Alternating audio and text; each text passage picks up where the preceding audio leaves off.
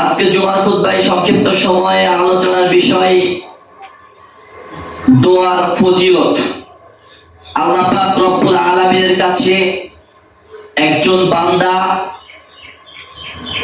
তার রবের কাছে, তার মালিকের কাছে কি চাইবে আর কি না চাইবে, কিভাবে চাইবে আর কিভাবে চাইবে না, এই বিষয়টি আমাদের জানা জরুরি একটি কর্তব্য। আমরা যখন কোনো মানুষের কাছে কিছু ভিক্ষা চাই, কিছু চাই, তখন আমরা তার কাছে অতি নম্র হয়ে, নত সুরে, ভালো, নিজের যত ভালো আছে, নিজের ব্যবহারটা যত ভালো করা যায় এইরকম ভালো করে চাওয়ার চেষ্টা করি। এরপরেও আমাদেরকে দেওয়ার ক্ষেত্রে মানুষ অনেক সময় তারা আপনার বেজার হয়ে যায়, কারণ আপনার চাওয়াতে তাকে যে কথাটা বলে খুশি করলে সে দিবে, অথবা তার প্রশংসা করা, যেই সিস্টেমে চাইলে তার কাছ থেকে পাওয়া যাবে, এই সিস্টেম বলা হয়তো আমরা জানি না, বিদায় সেই ব্যক্তি আমাকে আপনাকে দেয় না, কিন্তু আপনার সামনে আরেকজনকে দিচ্ছে, তাই না?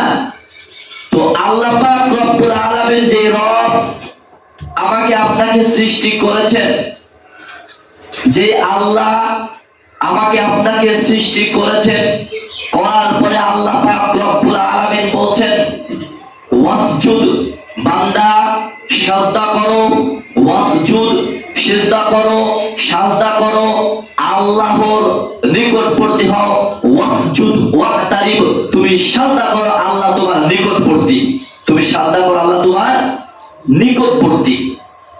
তাহলে আল্লাহ পাক রব্বুল আলামিন বলছেন যে বান্দা তুমি সিজদা করো, আল্লাহ তোমার নিকটবর্তী, তুমি দেখো। রাসূল সাল্লাল্লাহু আলাইহি ওয়াসাল্লাম অন্য এক হাদিসে বলছেন, কোন এক যুদ্ধে সাহাবীরা যখন যাচ্ছিলেন, আল্লাহর নবীও ছিলেন, এমন অবস্থায় সাহাবীরা জোরে জোরে আল্লাহু আকবার, আল্লাহু আকবার, আল্লাহু আকবার তাকবীর ধ্বনি দিচ্ছিলেন। এমন অবস্থায় মুহাম্মদ সাল্লাল্লাহু আলাইহি ওয়াসাল্লাম বলছেন, থামো। মুহাম্মদ সাল্লাল্লাহু আলাইহি ওয়াসাল্লাম বলছেন, তোমরা তোমাদের আওয়াজকে নিচু করো, তোমরা কোনো বধির এবং তোমরা কোনো অনুপস্থিত কাউকে ডাকছো না, যার জন্য তোমার উচ্চ স্বরে তাকে ডাকা লাগবে। তার মানে আল্লাহ পাক রব্বুল আলামিনকে ডাকতে হলে, আল্লাহ পাক রব্বুল আলামিনের পাগল হতে হলে, আল্লাহ পাক রব্বুল আলামিনের ভালোবাসা পেতে হলে, আল্লাহ পাক রব্বুল আলামিনকে ডাকতে হলে নিচু স্বরে, চুপি সারে, আপনাকে একেবারে ভীত হয়ে, আপনাকে একেবারে নরমাল হয়ে, যেন আপনি আল্লাহর কাছে একেবারেই তুচ্ছ, যেন আপনি আল্লাহর কাছে একেবারেই তুচ্ছ, এইভাবে আল্লাহকে বলতে হবে, যাতে করে আল্লাহ আবার আপনার ডাক শোনে। এবার আসুন, রাসূল সাল্লাল্লাহু আলাইহি ওয়াসাল্লাম বলেছেন, নুমান ইবনে বাশির রাদিয়াল্লাহু তাআলা থেকে বর্ণিত, রাসূল সাল্লাল্লাহু আলাইহি ওয়াসাল্লাম বলেছেন, আদ-দুআ হুয়াল ইবাদা, দোয়া হচ্ছে ইবাদত। দোয়া হলো ইবাদত। আমরা সালাত আদায় করি, সিয়াম পালন করি, হজ, যাকাত, দান, সাদাকা, যত ইবাদত রয়েছে তার ভিতরে দোয়াও একটি ইবাদত। রাসূল সাল্লাল্লাহু আলাইহি ওয়াসাল্লাম অন্য এক হাদিসে বলেছেন যে আল্লাহ পাক রব্বুল আলামিন তোমাদেরকে উল্টিয়ে দিতেন, ধ্বংস করে দিয়ে আরেক জাতিকে সৃষ্টি করতেন, যদি তোমরা আল্লাহর কাছে দোয়া ভিক্ষা না চাইতে, আল্লাহর কাছে ক্ষমা ভিক্ষা না চাইতে, আল্লাহর কাছে দোয়া না করতে। এত কিছুর পরে দোয়ার ফজিলত, দোয়া আপনাকে করতেই হবে। এখন কিভাবে দোয়া করতে হবে, দোয়া কিভাবে করতে হবে, গতদিন আপনাদেরকে বলে গেছি। গতদিন যে কথা বলেছিলাম সেটা হচ্ছে সালাত মানে, কেউ কেউ বলছে সালাত মানে ওই যে একজনের কথা বলতে গেছিলাম, সালাত শব্দের অর্থ হচ্ছে দোয়া, সালাত শব্দের অর্থই দোয়া, কিন্তু তারা বলে যে সালাত শব্দের অর্থ দোয়া না, সালাত শব্দের অর্থ সালাত, সালাত মানে যে দোয়া, এটা বুঝে না। আচ্ছা, তাহলে এখন আপনাকে আল্লাহ পাক রব্বুল আলামিনের নিকটবর্তী হতে হবে, আল্লাহ পাক রব্বুল আলামিনের কাছে কিছু চাইতে হলে আপনি সালাতের বাহিরে যেটা করবেন সেটা হবে জিকির। আপনি সালাতের বাহিরে যেইটাই করবেন আল্লাহকে বলবেন আল্লাহ দাও। তারপরে আপনি এমনি মুস্তাহাব যে ওযু করে আপনি সালাত যদি না আদায় করতে চান এমনিতে ওযু করে দোয়া করলেন, এমনিতে আপনি পুত পবিত্র পাক পবিত্র আছেন, আপনি আল্লাহর দরবারে হাত তুলে দোয়া চাইলেন, আল্লাহকে বললেন আল্লাহ তুমি এটা দিও এটা করো।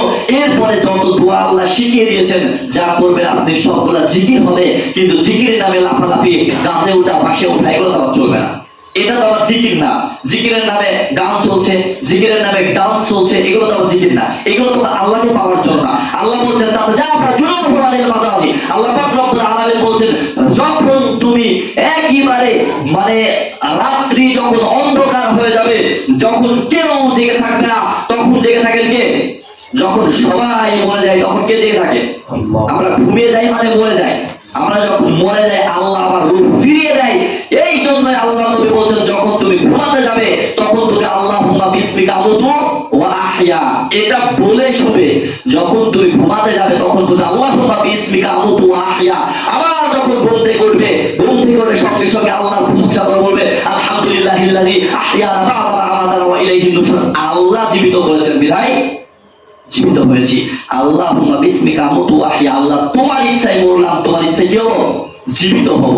তাহলে আপনাকে নিকটবর্তী হতে হবে আল্লাহ। কিভাবে? যখন সবাই মরে যায়, যখন সবাই ঘুমিয়ে থাকে, যখন কেউ জাগা থাকে না, তখন জাগা থাকেন একজন।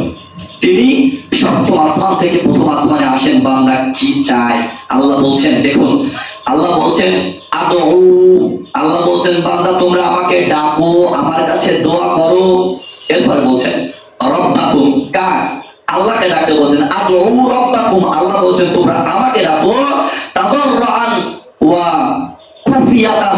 আল্লাহ বলছেন যে তোমরা আমাকে ডাকো কঠোর ভাবে। সামনে আসেন, এখানে আসেন, সমস্যা নেই, এদিকে বসেন।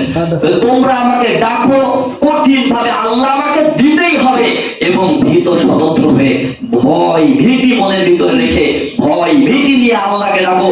আল্লাহ বলছেন ওয়ালিমান খাফা মাকামা রাব্বিহি জান্নাতান, যে ব্যক্তি আল্লাহ পাক রব্বুল আলামিনের সামনে দাঁড়াতে ভয় করে তার জন্য দুটি জান্নাত রয়েছে।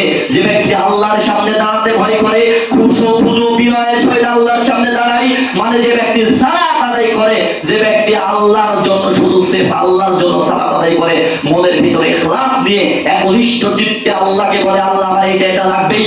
যখন আপনি বলবেন আলহামদুলিল্লাহি রাব্বিল আলামিন, আল্লাহ বলবেন হামিদানি আব্দি, আমার বান্দা আমার প্রশংসা করছে। আর রহমানির রহিম, যখন আপনি বলবেন পরম করুণাময় অসীম দয়ালু আল্লাহ, তখন আল্লাহ পাক রব্বুল আলামিন কি বলবেন? আল্লাহ বলবেন আমার বান্দা আমার প্রশংসা করলো। এরপরে যখন বলবেন সাক্ষ্য দিবেন মালিক ইয়াউমিদ্দিন, তখন আল্লাহ পাক রব্বুল আলামিন বলবেন আমার বান্দা আমাকে মেনে নিল, যা বিচার দিবসের মালিক। ইয়্যাকা না'বুদু ওয়া ইয়্যাকা নাস্তাঈন, ইহদিনাস সিরাতাল মুস্তাকিম, সিরাতাল লাযীনা আন'আমতা আলাইহিম গায়রিল মাগদুবি আলাইহিম ওয়ালাদ-দাল্লিন। আমিন। এই সূরা ফাতিহা পুরোটাই দোয়া। সূরা ফাতিহা পুরোটাই দোয়া। যদি আপনি সূরা ফাতিহা পড়েন, সূরা ফাতিহার অর্থ করেন, সূরা ফাতিহা বুঝেন, তাহলে আপনি আল্লাহর কাছে চাচ্ছেন আল্লাহ ইহদিনাস সিরাতাল মুস্তাকিম, তুমি আমাকে সঠিক সোজা সরল পথ দেখাও। সিরাতাল লাযীনা আন'আমতা আলাইহিম, তুমি তাদের পথ যাদের প্রতি অনুগ্রহ করেছো, গায়রিল মাগদুবি আলাইহিম ওয়ালাদ-দাল্লিন। আমিন। তাদের পথ নয় যাদেরকে তুমি কি করেছো? নষ্ট করে দিয়েছো, বিভ্রান্ত করে দিয়েছো, পথভ্রষ্ট করে দিয়েছো। ইহুদি খ্রিস্টান নাসারাদের পথ নয়। সূরা ফাতিহা দোয়া। এখন কথা হচ্ছে যে দোয়া করতে হলে আপনাকে আমাকে কি করতে হবে? দোয়া করতে হলে কিছু কিছু জিনিস আছে যেটা আমরা জানি। দেখেন আমরা একটা জিনিস অন্তত বুঝি, কিন্তু কিছু কিছু ক্ষেত্রে বুঝি না। আপনাদের গ্রামের সব থেকে ধনী ব্যক্তির নিকট আমি কিছু টাকা নিতে যাব, এর আগেও বলেছি আজকেও বলছি, আপনাদের গ্রামের সব থেকে ধনী ব্যক্তির নিকট আমি কিছু টাকা ঋণ হাওলাত নিতে যাব।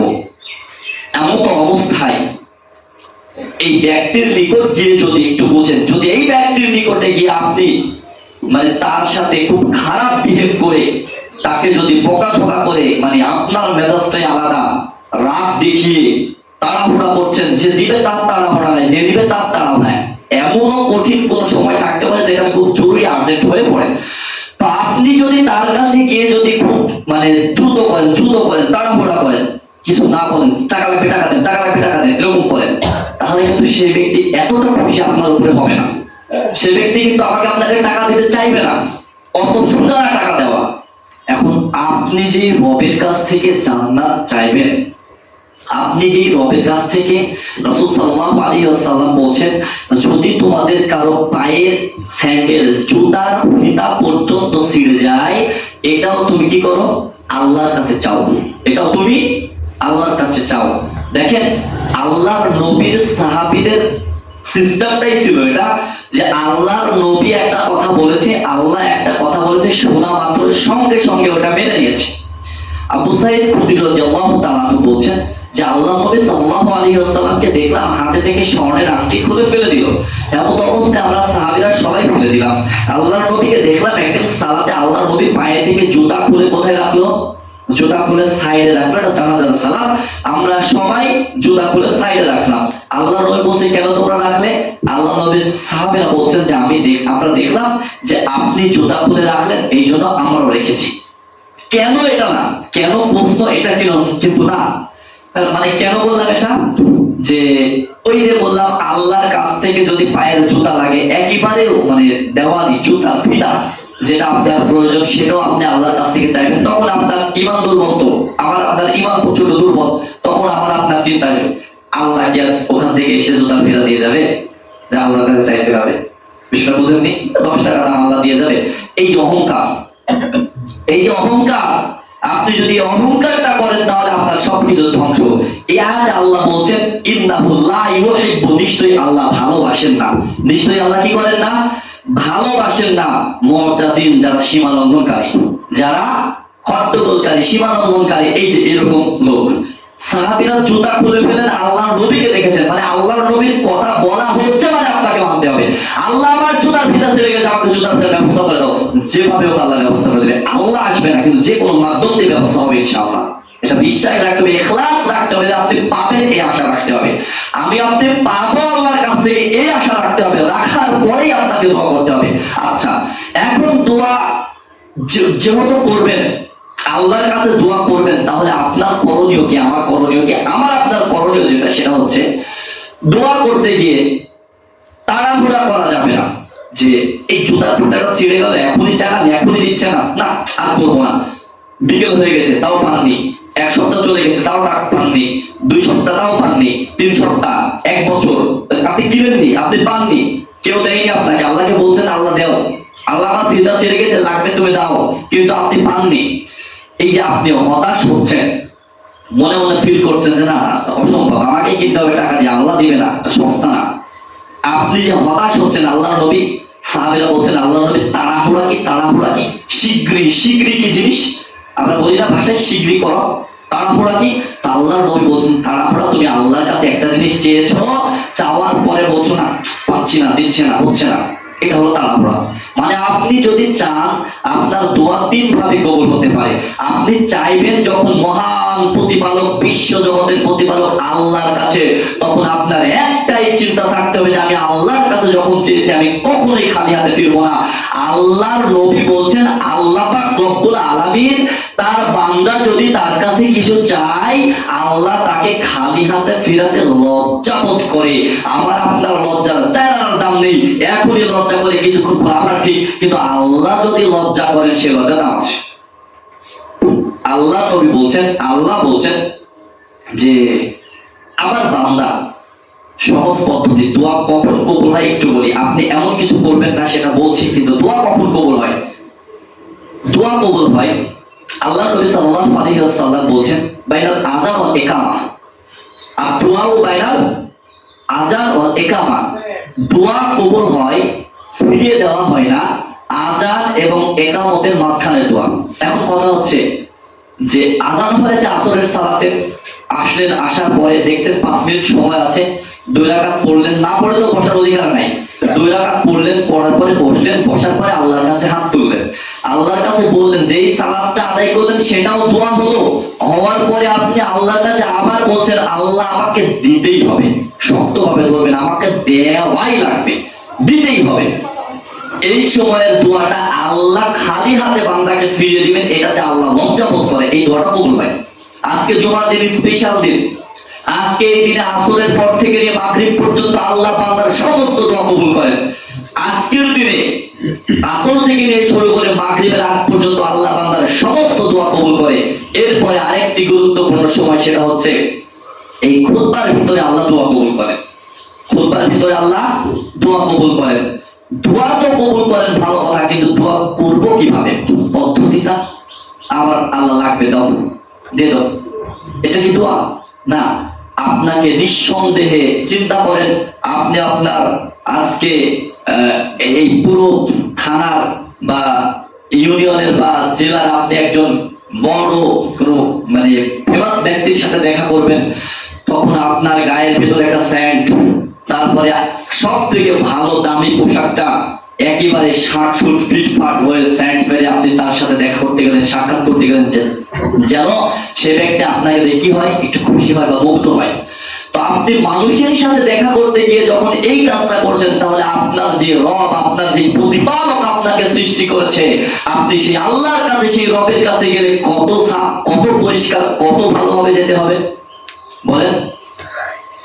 আজকে মানুষ আমাকে আপনাকে দাম দেয় না, চেহারার দাম দেয় না, কিন্তু আল্লাহ আমাদের ভিতরে যারা আছি, যদি আমি সব থেকে কঠিন রোগে আক্রান্ত হই, বুঝেন, যদি আমি সব থেকে কঠিন রোগে আক্রান্ত হই, তখন আপনার আমার গান থেকে পচা বন্ধ বেরোচ্ছে, আমার বাড়িতে কেউ থাকবে, আমাকে কেউ দেখবে, নিজের ভাই, নিজের মা হয়তো পড়ে থাকবে, মা নাই, নিজের বউ থাকবে, ছেলে সন্তান দেখবে, এটা চলছে এখন, দেখে না। কিন্তু এই সময় যদি আপনি আল্লাহকে ডাকেন, আল্লাহকে বলেন, আল্লাহ আজকে বুঝে ফেলেছি আমার কেউ নেই, কেউ নেই তুমি ছাড়া। আল্লাহ বলছেন, বান্দা তুমি ডাকতে যতটুকু দেরি, ক্ষমা করতে দেরি নাই, ডাকতে যতটুকু দেরি, ক্ষমা করতে দেরি নাই। আপনি বড় কোনো ভালো কোনো সমাজে, ভালো কোনো পরিবারে, ভালো কোনো ফ্যামিলিতে দাওয়াত খেতে গিয়েছেন, আপনার চোখের কোনায় ময়লা লেগে আছে, ওরা দেখে নাক ছিটকাচ্ছে, বারবার নাক ছিটকাচ্ছে, দেখে বলছে কি ঘিন্নিঘাটি, একেবারে লেস্তি মানুষ, ও কই থেকে আসছে, নোংরা, অপরিষ্কার, অপরিচ্ছন্ন। আল্লাহ বলছে, বাবা তুই এভাবেই আমাকে ডাক, এভাবেই আমাকে ডাক। ডাকতে দেরি, আপনি চাইতে দেরি, আল্লাহ আপনাকে দিতে দেরি করবে না। 3 পদ্ধতিতে দোয়া কবুল হয়। দুনিয়াতে সরাসরি পেয়ে যাবেন যেটা চাইছেন সেটা, যদি এটা না পান কবরে পাবেন, যদি তাও না পান তাহলে কাল কিয়ামতের ময়দানে আপনাকে দেওয়া হবে। কিন্তু দোয়ার যে বড় ইবাদত, এটা থেকে নিরাশ হওয়া যাবে না। দোয়া করবেন কিভাবে? জাকারিয়া আলাইহিস সালাম যখন সন্তান পাননি, তখন আল্লাহকে বলেছে, আল্লাহ আমাকে সন্তান দিতেই হবে। আল্লাহ তাকে সন্তান দিয়েছেন। আইয়ুব আলাইহিস সালামের গায়ে পোকা, গিজ গিজ গিজ গিজ করে পোকা। আইয়ুব আলাইহিস সালাম যেভাবে আল্লাহর কাছে দোয়া করেছিল, মাছের পেটে গেছিল ইউনূস নবী, তিনি যেভাবে দোয়া করেছিলেন, এইভাবে কঠিন ভাবে, কঠোর ভাবে আল্লাহর কাছে দোয়া করে বলতে হবে। মানে কঠোরতা, অবলতা, দাও দাও দাও এরকম না, যা নম্র ভদ্র হয়ে আল্লাহ আমাকে দিতেই হবে, তোমাকে দেওয়াই লাগবে। বুঝতে পারছেন বিষয়টা?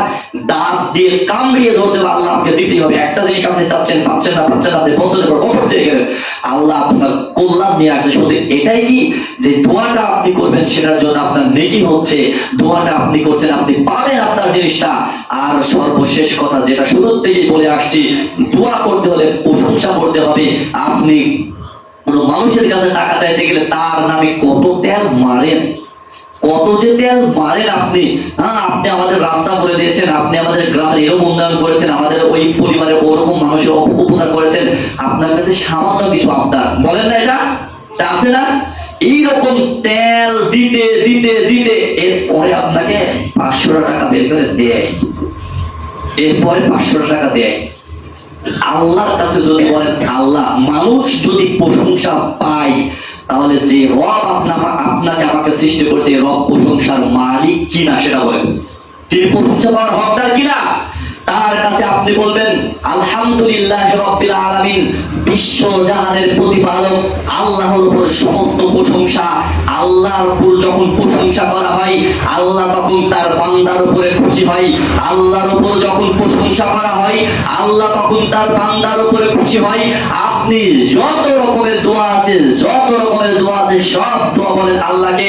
সালাতের ভিতরে আপনি আল্লাহর কাছে চান, আপনি যত কোরআন হাদিসের দোয়া আছে আপনি দোয়া করবেন, কিন্তু দোয়া করতে গেলে জামাতবদ্ধভাবে একসাথে দোয়া করবেন। এটা আবার সুন্নাহ বিরোধী, এটা আবার সুন্নাহ বিরোধী, বুঝেন? যেটা ফরজ বিধান, আল্লাহ বলছেন ওয়াসজুদ ওয়াক্তারিব, বান্দা সিজদা করো এবং নিকটবর্তী হও। আল্লাহ বলছেন ওয়াইজা সালাকা সাআলাকা ইবাদি আন্নী ফাইন্নী করিব। আল্লাহ বলছেন তোমাদের রব কোনো বধির নয়, তোমাদের রব কোনো দূরবর্তী রব নয়, তোমাদের রব তোমাদের ঘাড়ের সাহারকের নিকটবর্তী। ওয়াইদা সাআলাকা ইবাদি আন্নী ফাইন্নী করিব। আমার বান্দাদের ভিতরে যখন কোনো বান্দা কোনো কিছু চাই, আমি তার সামনে উপস্থিত থাকি। সালাতে যখন আপনি দাঁড়াবেন, আল্লাহ আপনার একেবারে সামনে, আপনি সর্ব অবস্থায় দোয়া করার ক্ষেত্রে আল্লাহর প্রশংসা করেই দোয়া করতে লাগবেন। এক নাম্বার। দুই নাম্বার কথা, কিভাবে প্রশংসা কিভাবে করতে হয় বললাম, আলহামদুলিল্লাহি রাব্বিল আলামিন শুরু করলেন। আচ্ছা, এরপরে আপনি আল্লাহকে যে নামে ডাকবেন আল্লাহ সব থেকে বেশি খুশি হয়। আপনি ডাকবেন ইয়া রব। আল্লাহকে রব বলে ডাকলে আল্লাহ সব থেকে বেশি খুশি হয়। রব্বানা ইন্নানা সামি'না মুনাদিয়ান ইউনাদি বিল ঈমান আন আমিনু বিরাব্বিকুম ফাআমান্না রব্বানা ফাগফির লানা যুনুবানা। আল্লাহ তুমি আমরা ঈমান এনেছি, আমরা ঈমানদার, তুমি আমাদের সমস্ত পাপকে ক্ষমা করে দাও, আমাদের যুনুবকে আমাদের পাপকে ক্ষমা করে দাও। সর্বশেষ কথা, আপনাদের যেটা শিক্ষণীয় বিষয় সেটা আপনাদের শিখিয়ে দিয়েই শেষ করার চেষ্টা করব ইনশাআল্লাহ। আল্লাহর কাছে যখন দোয়া করবেন তার প্রশংসা। দুই নাম্বার, মুহাম্মদ সাল্লাল্লাহু আলাইহি ওয়াসাল্লামের উপর দরুদ পড়বেন। আল্লাহুম্মা সাল্লি আলা মুহাম্মাদি ওয়া আলা আলি মুহাম্মাদ কামা সাল্লাইতা আলা ইব্রাহিম ওয়া আলা আলি ইব্রাহিম ইন্নাকা হামিদুম মাজিদ। আল্লাহুম্মা বারিক আলা মুহাম্মাদি ওয়া আলা আলি মুহাম্মাদ কামা বারাকতা আলা ইব্রাহিম ওয়া আলা আলি ইব্রাহিম ইন্নাকা হামিদুম মাজিদ। এরপরে আপনি দোয়া শুরু করবেন। দোয়া আল্লাহর কাছে করতে গেলে একটা দোয়া মুখস্থ করতে হবে। এই দোয়াটা মুখস্থ করে আল্লাহর কাছে আপনি যা চাইবেন আল্লাহ তাই দিবেন, অবধারিত দিবেন। সেটা হচ্ছে ইসমে আজম। কি? আল্লাহ পাক রব্বুল আলামিনের মানে মূল্যবান গুরুত্বপূর্ণ সেই নামগুলা, যেটা আমি আপনাকে বলছি।